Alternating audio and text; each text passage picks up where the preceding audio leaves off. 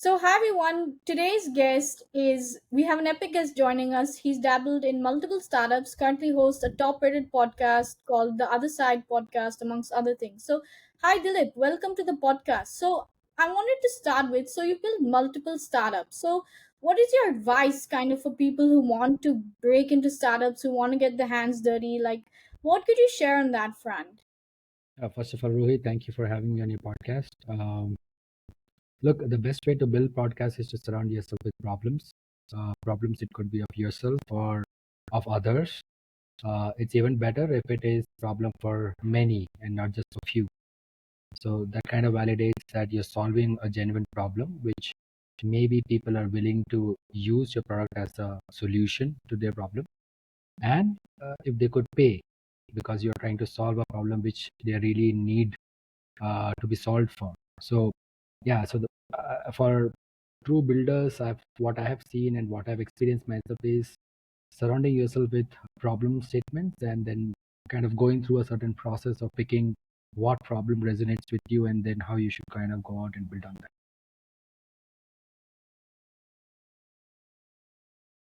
That's some absolutely incredible advice, like to focus on the problem statement. So you've a ton of experience growing ideas from zero to one. So how can someone like a student today, how can they start growing from zero? They're taking their ideas from zero to one, and also like where could they look for funding apart from like Rain Matter? Like what are the funds out there that fund startups in India and stuff like that?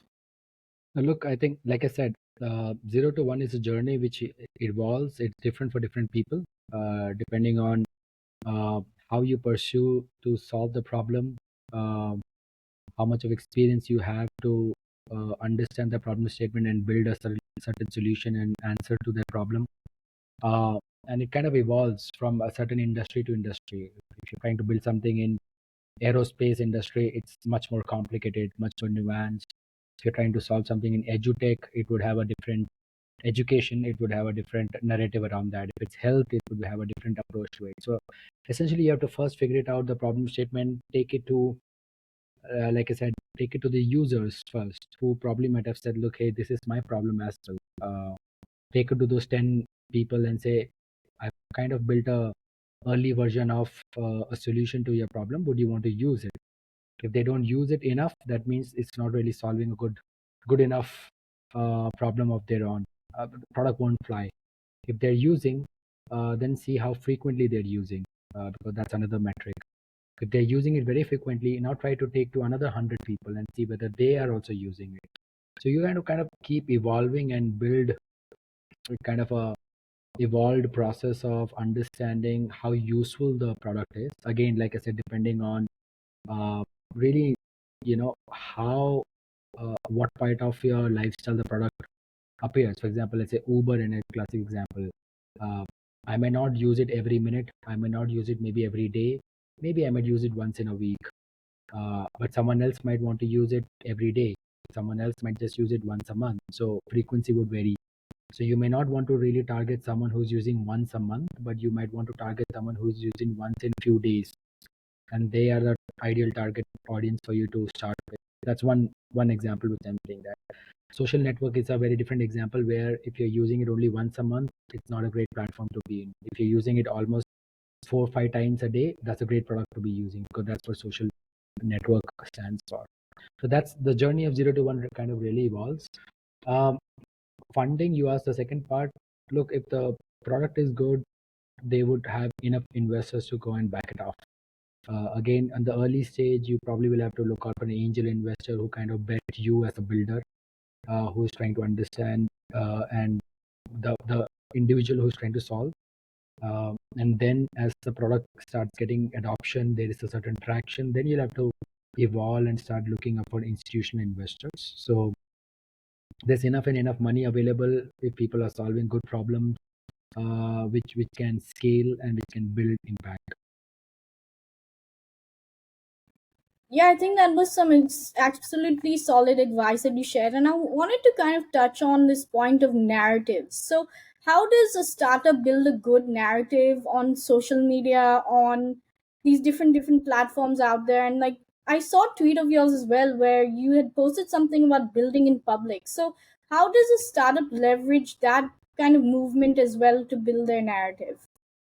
Yeah, building in public is a narrative which is been out there, which is more specific to the individual who is building it. So if imagine if there is a founder or a person who just have an idea of building it something out, they could just broadcast it. It could be, I mean, really depends on the choice of the platform. I think it resonates more in a platform which is, let's say, a Twitter, or now what is called X, or a Reddit, or a Hacker News. So you just go out and say that, hey, this is the problem I saw, and this is my solution to it. What do you think? And people will chime in. And you could just keep updating it and kind of share the progress. I spoke to 10 users. This is what they say. Here's my mock design. Here's the new feature which I pushed in. Essentially, what you're doing is not really waiting out for the entire product to launch and then possibly open the gates for customers to sign up. You kind of iterate it in the public, while the public is an audience to know your thought process of how you're building, and basically pick up a build a narrative around your learnings of success and failures, how you do it, right? That I feel is a great way also, because internet would reward you in two ways. Either they will reward you with criticism, which is also good, because you would know that good criticism is always positive feedback, or it will reward you with people who might want to cheer for you.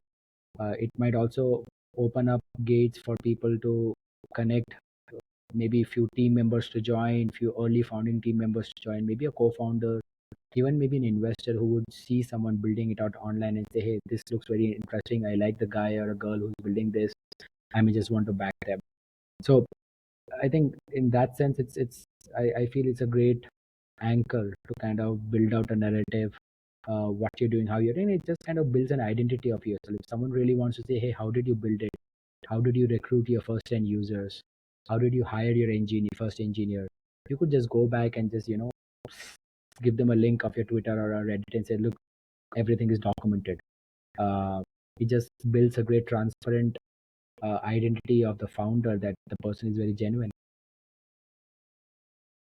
Yeah, I think you captured that building in public movement really well. And I think a couple of people that come to mind that do this superbly well are like people like KP, who you may know or you may not know him. This is KP is his handle. So he's doing an absolutely amazing job building in public. So he's the one that kind of got me interested in building in public. So I've actually unknowingly been building my podcast in public since day one. But I only came to this definition of like building in public after like learning about KP, learning what he was doing. So that was a really interesting point that you shared about narrative around building a narrative around your successes and failures. So now let's pivot away into like building in India. So I was reading this like press article or like some PR post where you had kind of mentioned about making in India. So could you just share about like making and building in India? Like what policies and support is needed for builders? I mean, there's enough written about the policies which are given by the government in particular, but I would answer it in two ways. One, a true builder would build it out regardless whether they get a support or not. But of course, the support is more appreciated, and there is an ecosystem which is getting developed in India to support entrepreneurs and founders who want to start up. But earlier point, like I said, if you are genuinely passionate and you're obsessed with a certain problem statement and you really want to solve for it, you would go and build it, regardless whether you get an investor or whatever policies which are in your favor. But coming to your latter part, India in the last 5 to 7 years in particular has been a great place for founders to be here and build out companies. And we have seen some very amazing brands develop coming out of India, solving for India, also solving for the global market. So you know there's so many good companies which it would be unfair for me to even name a one, because there's so many of them. So I think the ecosystem has evolved right from government policies, government trying to encourage founders, to academia, where academia is saying that academic institutions are saying that, look, if if you want to drop a year and you want to go back and work on the project which possibly has a future to become a startup, why don't you go that? Or there are some business schools which say that if you want to kind of skip out from your placement and go back and work on your startup, and if it doesn't work out, maybe you can come back and you can sit on the placement again. So there's a lot of support system which is available right from at a grassroots level to up to mature stages where there are incubators, accelerators, a lot of different types of funding available. It's just not equity, but there are different types of instruments through which a startup can raise money. So I think the ecosystem has evolved and matured a lot. There's still a long way to go, but I believe India possibly should be amongst the top five places in the world where we have the most number of startups right now. So that's a good sign. Yeah, I think it's absolutely amazing to hear your like such optimism for India, for building in India, for builders, and like yeah, so talk us through like so since you're like also a builder yourself, like you've worked on a few startups and you got funding from people like Nitin Kamath over one of your cold emailing things went really viral where you had kind of shared a cold email you sent to Nitin Kamath. So can you talk us through like what are the ingredients to good cold email as a founder? Yeah, I mean, I think not just for a founder, but for anyone who desires to uh, get something done by sending a cold email, the very simple rule of a cold email should be that it should be as precise as possible, which evokes an emotion on the receiver side so that they could just reply back. You know, you should not maybe, if you, let's say, if you're trying to send a email to a potential investor, it should be as simple as saying that, hey, this is me, this is what I am building, this is the problem statement. By the way, take a look on this link, which is what I've built. I want to talk to you for 10 minutes. Do you have time? Instead of writing an entire half a page email about your vision and your mission and all of that, um, that won't fly because you are presumably sending your email to someone who's super busy, and they may probably be getting anything in the range of 50 to 100 to 100 emails a day. So someone who is on the receiving end to get so much of email, they already have a very heavy cognitive load. So your email should be so precise and so crisp that it should evoke an emotion just to have a reply say, hey, yes, I want to talk to you. Or hey, why don't you talk to this colleague of mine? But if it confuses them, if it doesn't send out any signal or a message, what really is the ask or the intent, you would possibly get no response. So I think the perhaps the golden rule of a cold email has to be very simple, saying what emotion you're evoking on the receiver side. It could be emotion, it could be a sentimental, it could be happy, it could be uh, you know anxious, it could be curious, it could be whatever. But you have to evoke some emotion. If it just goes without doing that, it just remains to be a cold email. Um, so so yeah, I mean, and that stays true in everything from sending to an investor to a potential customer to a potential partner, whoever you want to send, because all of us in a day, possibly depending on which industry you work with, would get anything in the range of 10 to 20 emails and upwards. Just too much of cognitive load. So if you really want someone to respond to you, make sure it is short, precise, crisp, and evoking emotion. Yeah, I think you summed it up perfectly. So let's kind of move on into podcasting. So you host this podcast called The Other Side, which is doing an absolutely amazing job with the content, your guests, and you've spoken to some cricketers as well and people of that nature. So let's just talk through like how did you kind of get this idea to start a podcast and how can a student, founder, VC, how can they start like getting into content or podcasting or like just getting into the space? Yeah, I for the longest time has been passionate about having side projects.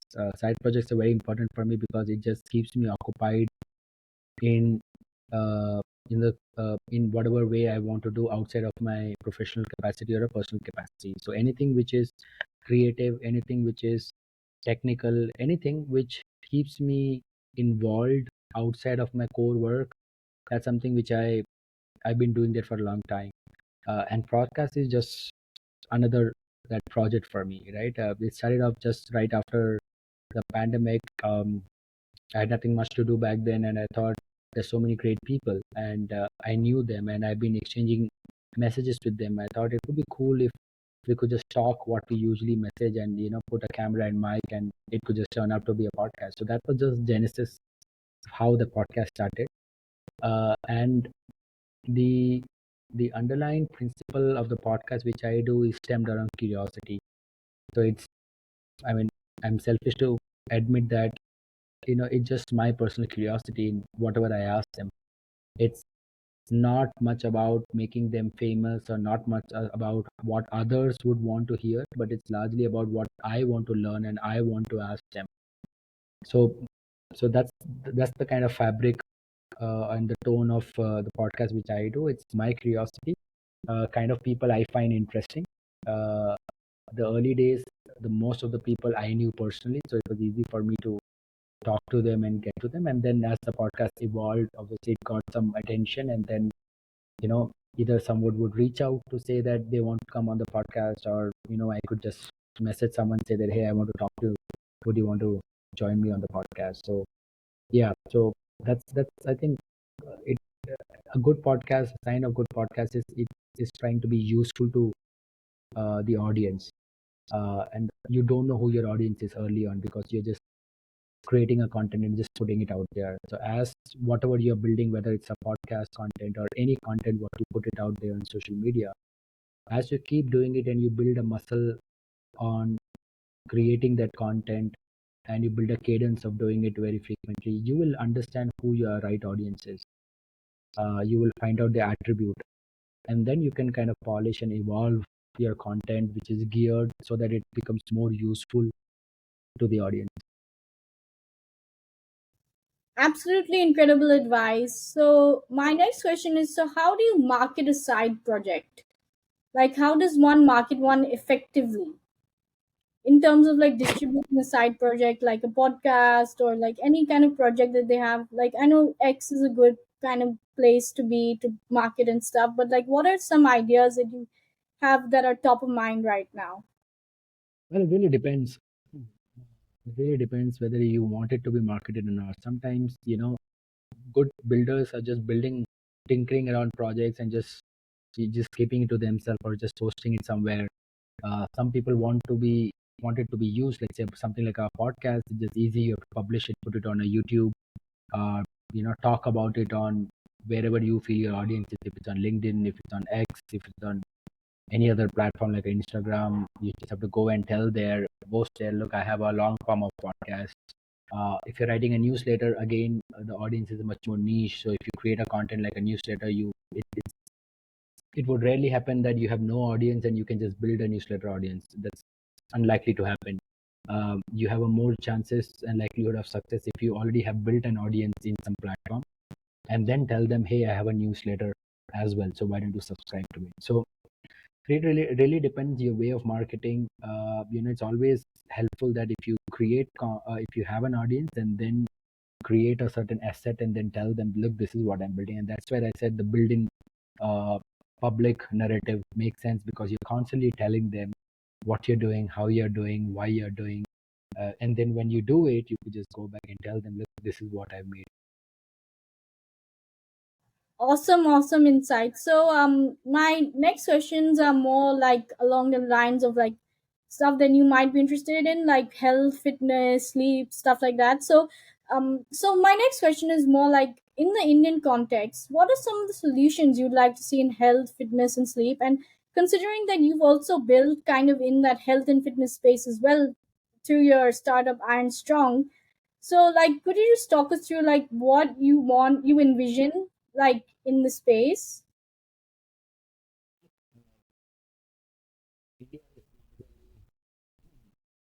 right up there in terms of the world health index, right? And we have our own problems. It's nothing to crib about. It's a massive population, and India just not 1.4 billion people. probably uh, so many million cultures, right? Every family has a different culture, every city has a different culture, every state has a different culture.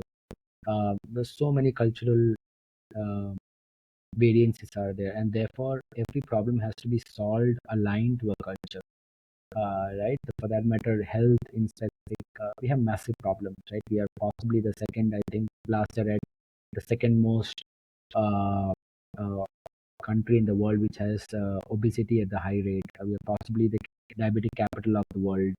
Uh, Everything is going off the roof in terms of health markers. Mental health alone is a massive problem today in our country, but many people don't know whether they're experiencing a mental health issue, let alone having a solution available and they being aware of it. So there's so many problems in India. It goes back to my first point, right? I mean, if someone is trying to build something, you have to look around and see what you're more passionate about. If you're passionate about solving obesity for children between the age of, let's say, 5 to 16, maybe that's a very good specific target audience for you to go and build, because you may have had a personal experience, or you may have seen someone who had an experience, and you personally relate to that problem statement. Someone else might want to solve a mental health issue because, again, you may resonate with it. So there's ample enough problems in India. What will not work is also, these health problems are universal, right? It's just not an Indian problem. Um, but what worked in US or China or Europe may not necessarily work in India, because, like I said, for the cultural reasons, right? Economically, we are a very different culture, right? In the US, someone may be willing to pay, let's say, $100 for a monthly subscription. $100 in India is a huge money, right? So the same solution may not work in India, but if you can find an alternative solution which is more cheaper and affordable, which may work in India. So uh, Indian problems need to be solved in a very, very Indian way. You could perhaps have some learning and best practices from what has worked elsewhere, but applying the same concept and expecting that it will work in India may not. I think your last point was really powerful, that what works in the rest of the world may not work in India, and I think that's a good ending point for the podcast today. So do share like how the audience can get in touch with you, how they can pitch to Rain Matter, like anything you want to share. Like, now's your stage. Like, I'll also drop in the links to whatever you share in the show notes. So yeah. No, I mean, if someone is really building something for health, I'm always very passionate and always open to find ways to cheer for them trying to be help. If it's funding specific, you can DM me on X. My profile is there. On LinkedIn, you can ping me, or you could just go to our website, rainmatter.com. There is a contact section, and you can just get in touch from there. And yeah, good luck to you, and good luck to your audience. And I really hope whatever I said was useful.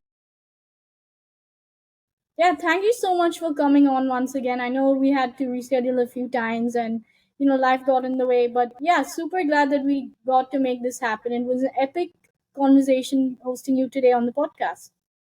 And thank you, Rohit. Pleasure it was.